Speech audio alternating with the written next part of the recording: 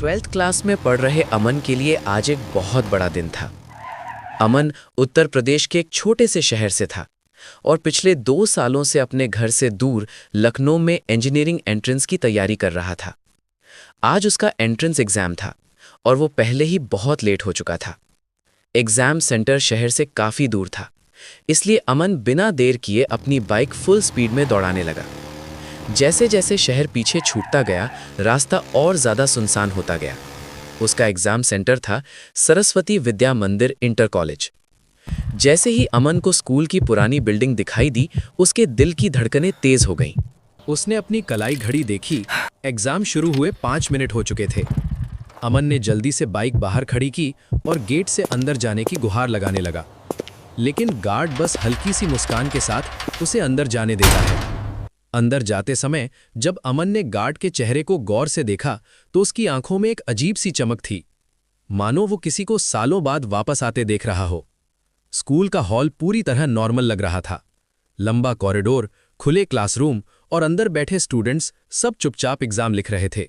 अमन भी भागते हुए अपने एग्जाम हॉल में पहुंचा। पेपर मिला और वो जल्दी जल्दी आंसर लिखने लगा। पहले 30 मिनट तक सब कुछ बिल्कुल सामान्य था। वो 4 सवालों के जवाब लिख चुका था। घड़ी में समय हुआ 10:35 AM। जैसे ही उसने 5वां आंसर लिखकर सामने खड़ी टीचर की तरफ देखा, अचानक उसका दिल बैठ गया।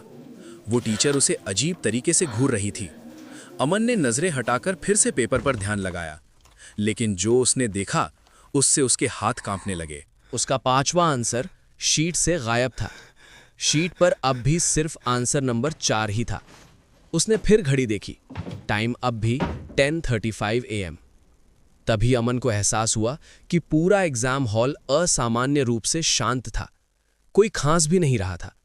अचानक एक लड़का अपनी उंगली डेस्क पर जोर से घिसने लगा। घिसते घिसते उसका नाखून निकल गया, लेकिन वो रुका नहीं।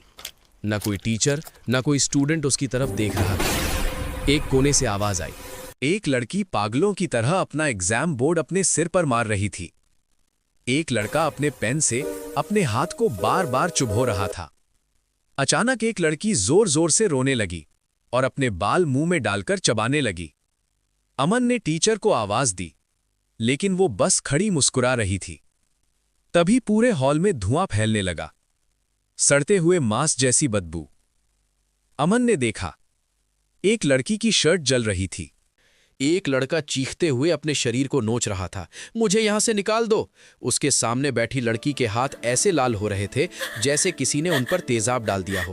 टीचर ने सबको चुप कराने की कोशिश की और तभी उसकी आंखें पूरी तरह सफेद हो गईं। उसने अपने हाथ से अपना मुंह चीर दिया। उसकी चमड़ी जलकर उतरने लगी। कुछ ही सेकंड में उसका चेहरा पूरी तरह जल गया, सिर्फ हड्डियां बची। फिर अचानक पूरा हॉल जलने लगा। स्टूडेंट्स आग पकड़ने लगे। चीखें, दर्द और फिर सब धुएं में बदल गए। अमन रो पड़ा। वो भागने उठा। तभी किसी ने उसका पैर पकड़ लिया। नीचे देखा, जली हुई लाशें, और उनमें से एक हाथ उसका पैर पकड़े हुए था।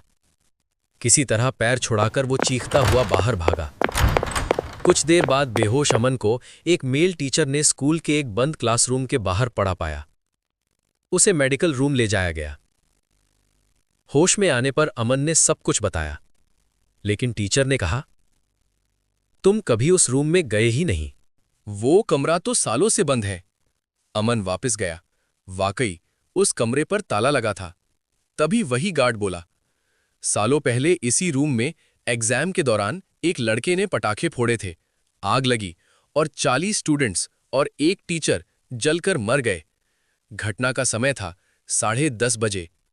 अमन समझ गया, वो सपना नहीं था, वो मौत के बहुत करीब जाकर लौटा था। ही रूह कपा देने वाली सच्ची डरावनी कहानियों के लिए अभी सब्सक्राइब करें।